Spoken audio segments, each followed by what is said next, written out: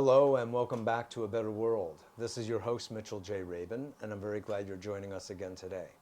Today we're going to be continuing our dialogue with Dr. Gabriel Cousens, who's a world-renowned expert in diabetes and lifestyle. He's written dozens of books, actually, on the subject and conscious eating, spiritual nutrition, and he's known and he's asked by governments around the world as well to come and consult to them about the issues regarding diabetes and lifestyle in general, and the whole subject really of epigenetics, which we discussed as part of our first interview. And we're continuing with all of that so you can all come to a greater, deeper understanding of the nature of diabetes, and we'll go on from there. So, Dr. Gabriel Cousens, welcome to A Better World. It's always nice to be here, Mitchell. It's so good. Shalom, shalom. Shalom, shalom. Right. And you outlined so much and you went so deep fast about the nature of diabetes. It's really very illuminating to hear this other perspective on what it is. You took it from what is ordinarily considered this almost linear biochemical issue and then fed by genetics into an incredibly holistic, comprehensive worldview, if you will, that involves belief systems, cultural belief systems, and as well as dietary choices. So if you would consolidate that and we'll go further. We're going to update us in part 2. So the key is that diabetes is a worldwide epidemic. We call it a pandemic. Close to 400 million people have diabetes. Every 24 hours, 200 people die of diabetes, and 4,000 people are diagnosed just in the United States alone. Okay, what's the problem? The problem is it's a world culture of death in which we're trying to fill the emptiness of our souls by food and things and a variety of junk, okay? And it's particularly white flour, white sugar, processed food, junk food, as being an effort to fill the emptiness. But there's never, ever enough food to feed a hungry soul. So we have this worldwide epidemic of junk food that's driving the diabetes and a value system, what I call the culture of death, in which power, money, sex is put at the very center of life, and the soul, which is really the center of who we are, is put into exile. So key to healing diabetes is moving people from the culture of death back into the culture of life. When you love yourself enough to want to heal yourself, which is key, which happens when you're feeling your own soul, then what happens is you're motivated to go back to the natural ways of living, which is not exactly the way the culture as it is running. So you're going to go back to a whole dietary lifestyle that we're going to talk about in just a moment, that is vegan, organic, and moderately low carbohydrate, which is the key to reversing and healing diabetes. Beautiful. And I think it would be fair to say that it would be healing diabetes and any number of other kinds of diseases or illnesses. Absolutely. So this ain't just about diabetes as such. It's really a whole broad spectrum of getting, well, if we're talking about getting in touch with our soul and living from there. I mean, the Buddhist perspective is that all illness derives from being out of touch with Buddha nature. So perfect. What is the difference then between There's no that? Difference. That's right. Perfect.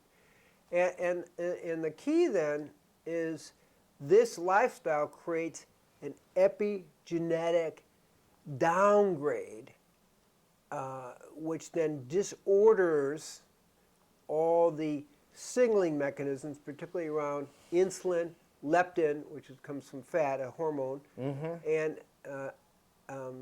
epinephrine. All three are key in regulating the blood sugar. Okay, yes. So this is the key concept. Now what we're going to, that was where we got to last section. That's right, exactly. And now the idea is, well, how do you upgrade the epigenetic program? How do you do it? How do you, I mean, one you said already is love yourself enough to want to heal yourself. Yeah. And that's very powerful statement. It's fundamental to the healing. Yeah. Most people don't love themselves enough to want to make the basic changes going back to the natural ways. They're caught in the culture of death, which is really based on not loving yourself. But when you put the soul back and loving everything else out there, grabbing for everything else out there. I don't know the word maybe love not applies. loving, but but being attracted. Yeah. Okay, and that's the driving force behind the diabetes. And so as I put it together, how do we reverse this process in 3 weeks, which is what we do for a large percentage, 61% of non-insulin dependent diabetics, 24% of insulin dependent diabetics, and literally 21% of type 1 diabetes, are healed in 3 weeks. Now I have to tell, we're not really focusing on type 1s. All our work now is in type 2s because it's a major cultural issue for the healing of the world. Okay, it's very different than type 1, which is an autoimmune, and it's a slightly different kind of treatment. So what do we do to do that? But the point is that you're having effects there too. Oh yeah. In a domain that was considered unbudgeable, incurable. Right. So it opens up the whole notion of mutability and plasticity, where it was considered hard and fixed. So in my book, There is a Cure for Diabetes, I put out a very clear theory that explains why we got the results. But I don't want to go in that direction right now. Okay. But we actually have a practical very for good our theory. audience. Right. What they might be able to do at home just to improve their own Exactly. life. But we start with loving yourself enough to want to heal yourself. And so some of the components are meditating and doing the different yogas. We use the Tri Yoga, or it could be Tai Chi or Qigong, but starting to connect. Okay? Earth and heaven. Earth and heaven, that's right. And then we actually do a little bit of fasting, which speeds up the epigenetic reprogramming. But the key, the real key to this, is moving away from the high complex carbohydrate diet, which is kind of running our society. And if you look at the recommendations in the American Diabetic Association, even the vegan world, it's like a 70% carbohydrate diet. You mean the refined carbohydrates? Well, they don't say refined, they say carbohydrate. Okay. They're not recommending. Saying. Well, I'm saying... Because complex carbohydrates are the legumes, etc. Well, behold. Okay. Carbohydrates include grains. Oh. So I'm actually saying, different than the traditional vegan diet even, I'm saying go back to the diets before 10,000 years. Before farming. That's right, 10,000 years ago. And where people didn't have diabetes. Okay, what I'm saying is the only carbohydrates we have in our diet are leafy greens, sprouts, and vegetables. Okay. And sea vegetables. Okay, that's what I'm saying.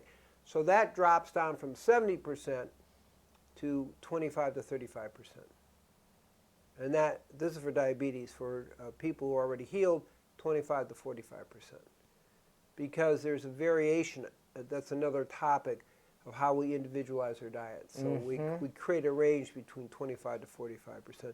But it's complex vegetable carbohydrates, fibrous carbohydrates, okay? Which also has the protein component. Yes, yeah. Okay. Okay, that's really, a very important distinction. So we're talking about grainless veganism. That's right. That is key. Now, in Chinese system, which you like, the teaching was bigu. Yeah, I don't know if you know what that means. It means no grains. Oh. Because back as far as 475 BC, the Taoist masters actually said grains blocks the path of the qi. Qi of actually liberation. Oh. And so the immortal sisters in their writing in the 11th century put it very clearly, the bigu, and that if women ate grains, they wouldn't dance in the jewel pond, which means liberation. Right. Okay. So they already had it figured out. Whoa. So we're going back to ancient ways. Love those Chinese. Yeah. Bigu, because those grains actually become carbohydrates and really drive the system away from healing. It's the metabolizes as sugar. That's my point. Even though it's complex, it pretty much comes through as sugar. So no wheat, that kind of thing. So And no rice. That's ironic. no wheat or rice, but they were looking at liberation. Okay? Yes, exactly. No wheat, rice, corn, any of that, barley, oats, the whole thing. And so that was the pre-10,000 years ago diet.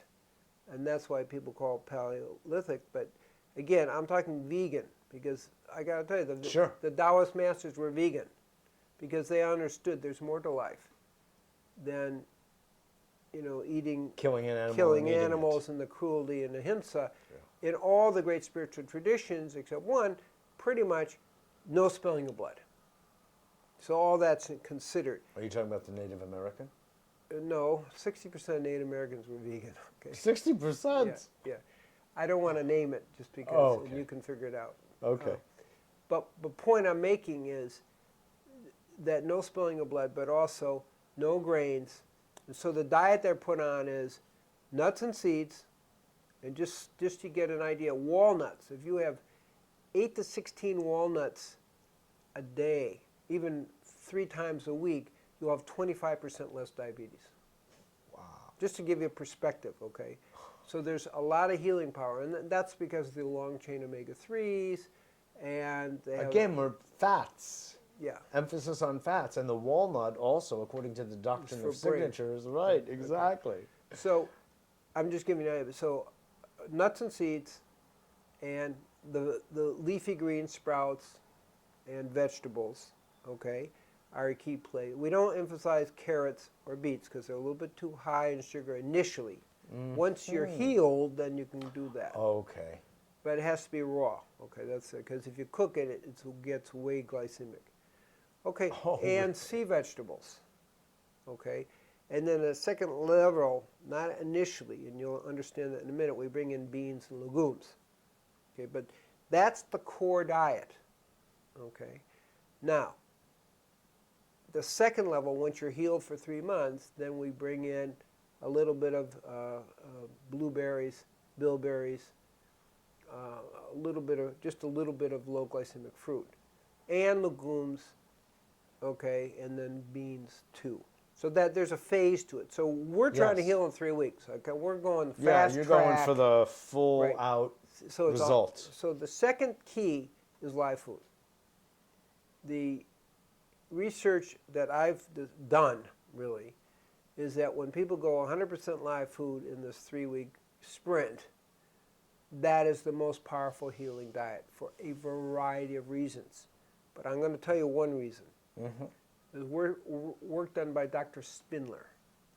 2001, he saw that when put rats on a 40% less calories, after a month there was a 400% increase in the anti-aging genes. Remember, diabetes is accelerated aging. Anti-inflammatory genes, driving force behind diabetes. Right. Anti-cancer and antioxidant genes. So with live food, when you cook food, you lose 50% of the protein. Okay, 60 to 70% of the vitamins and minerals, and up to 95% of the phytonutrients. So put it together, and you can eat half as much. On the temperature at which you cook. Yeah, but that's a detail in the big picture. Okay, that's a whole long discussion.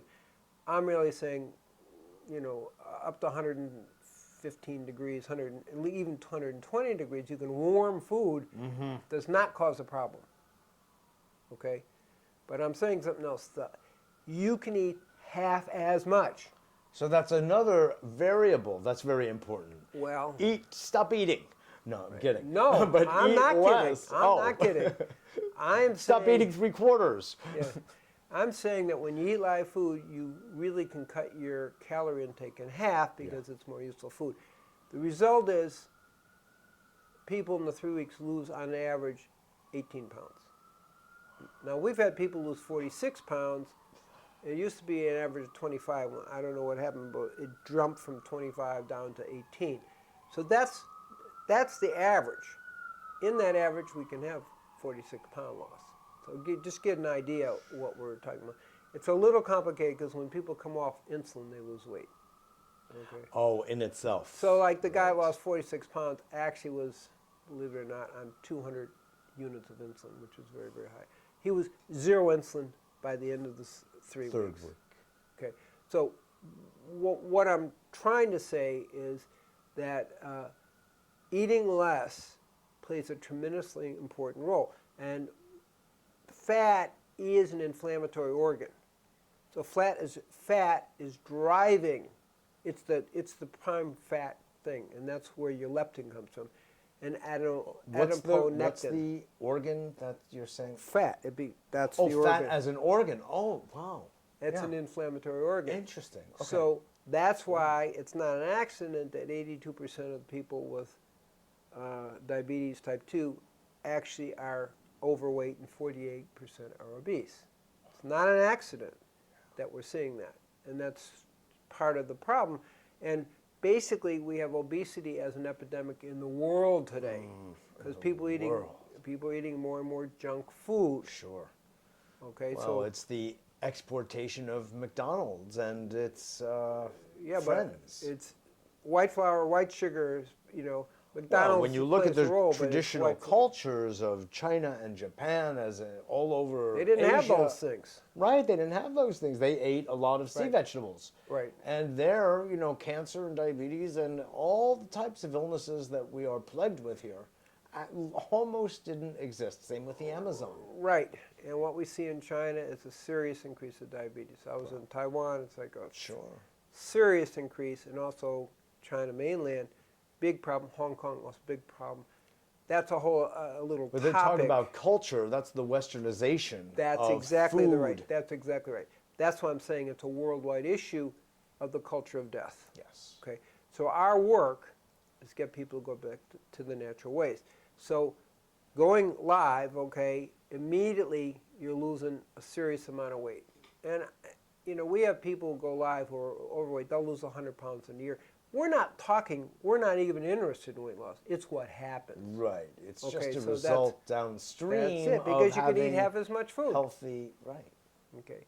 So those are your big players. Now, in addition to that, we're But talking. how about in those cultures? I know you've been asked this a million times, Gabriel, but in those cultures of the northern climes of northern, Minnesota and Canada and Finland and, the whole culture developed warm soups and the like because they want to feel hearty and warmed up in those very, very cold climates. How But do you you can eat easily- sprouts just in a climate like that? Okay, it's a good question, and it's the simple answer. How hot is 120 degrees? Is that warm to touch? Yeah. It's sometimes you burn your tongue on that. That's right.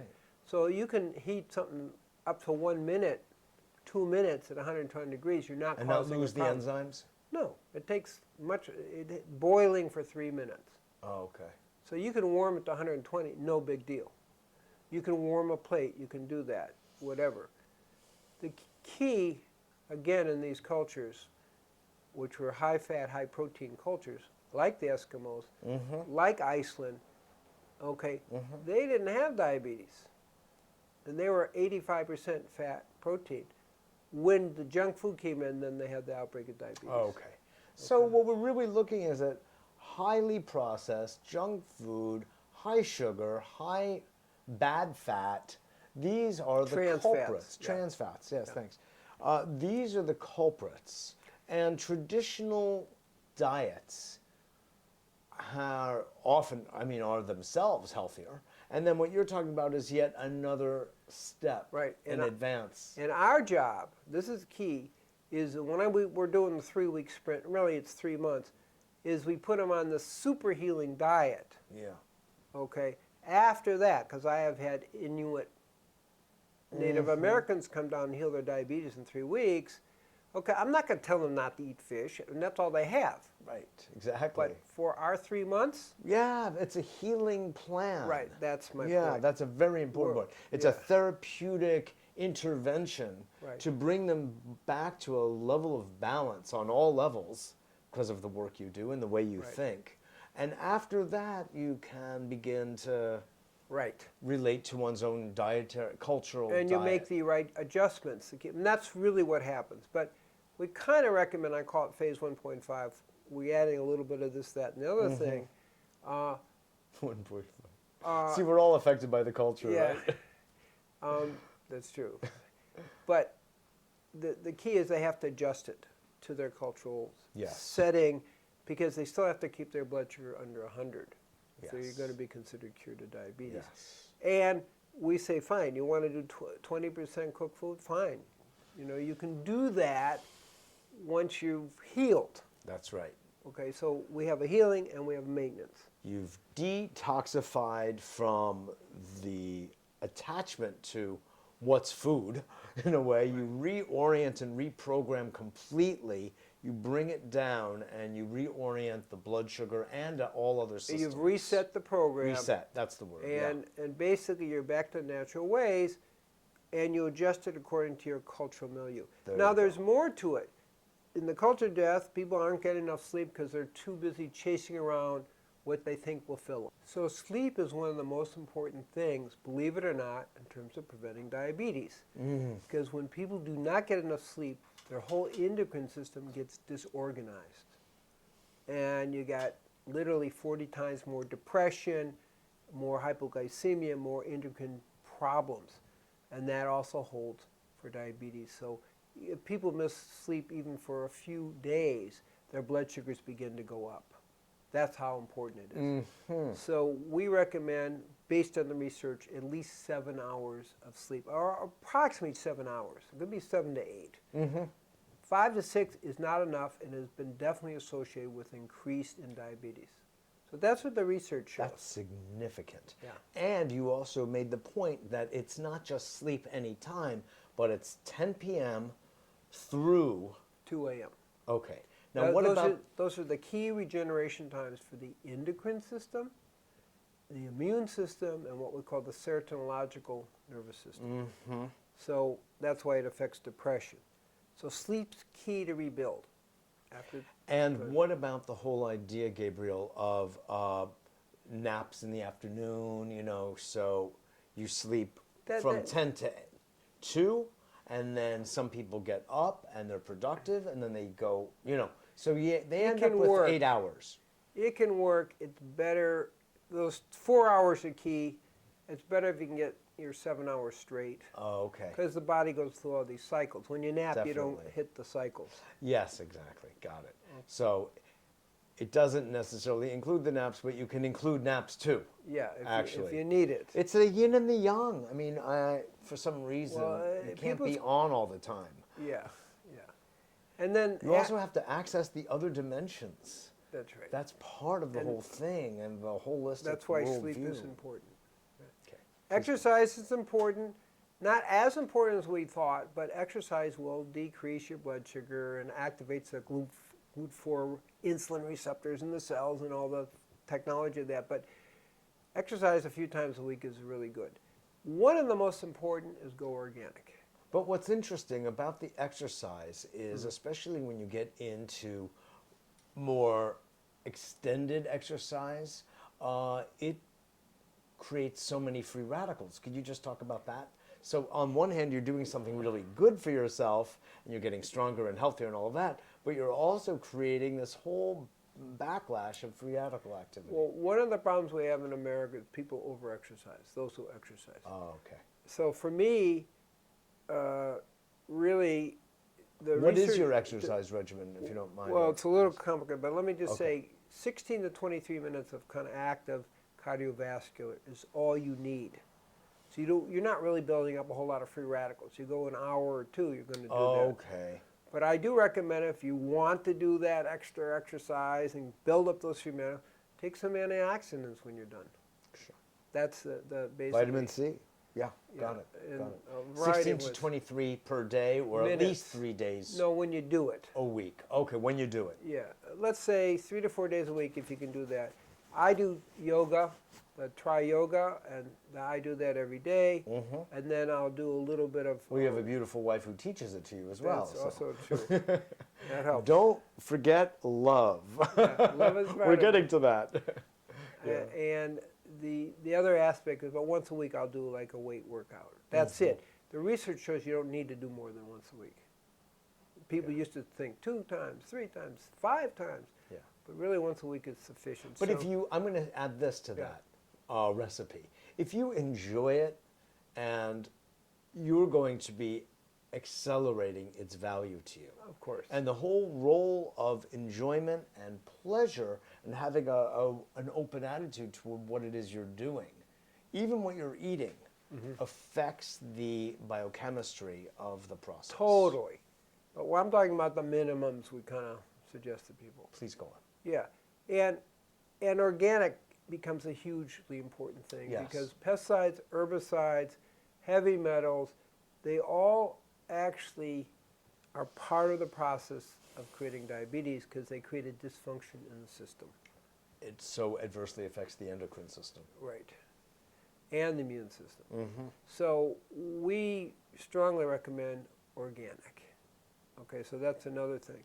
Then we get into the way things always were until really just 100 years ago. Exactly. And then to me the most important is what I started with, loving yourself enough to want to heal yourself. Because you have to want to change. And loving yourself is the prime motivation to want to change and go back to the natural ways. And it's really good to surround yourselves with people who also love you. Community, sangha, right, friends, and who are sharing family, and who are sharing that lifestyle. Yeah, and values. Yeah, right. So then you're supported in that. But key to the whole thing is if you love yourself enough to want to heal yourself, you're more motivated to go back to the culture of life and move out of the culture of death because you're really getting positive feedback. You're feeling whole within yourself. And when you're in touch with your soul, you become the source of love. There you go.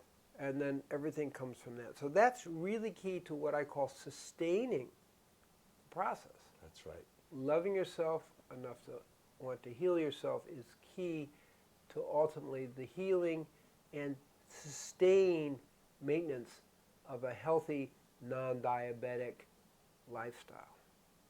That is beautiful. Thank you so much, Dr. Gabriel Cousens. Okay. That was beautiful. I mean, that was healing in itself. I feel healed. I don't have diabetes, but I just feel healed in general, which means to be made whole. That's right. That's the etymology of it. So. And that's what we're talking about. And we're talking about friendship and love and connectedness. This is where we live from, you know? That's right. And connected with that, and all the longevity, the big longevity studies. Yes. Connection and love is a key player in longevity. Yeah. And diabetes is so accelerated aging. We're reversing that process and giving people back years of powerful, healthy life. That's right, exactly. And in closing, I just want to actually quote the work of Dr. Mario Martinez from Uruguay, neuropsychologist, who said, when you think the way we think, that we are creating a subculture in the larger culture. So when you talk about the culture of life, that we're creating a subculture of being distinct from, outside of the program of the culture of death. And when you do that, you're forming your own new culture. And that's what we're doing. That's what we're doing, yes. Thanks so much for being a real pioneer in that. Thank you for your great interview and also being part of the culture of life and You supporting bet. it. Yes. You're most welcome, my friend. Wonderful to have you again on A Better World. Thank you. This is Mitchell J. Rabin for A Better World. Thank you again for joining. Make sure to get in touch with me at mjr@abetterworld.net and visit our website, of course, abetterworld.tv. And I look forward to seeing you all. I want you to digest all of that, by the way. That was powerful. But you can get my book, There is a Cure for Diabetes, or call us at 520-394-2520 or drcousens.com. We're gonna imprint your website. Good. Okay? Beautiful. And I look forward to seeing you all next week.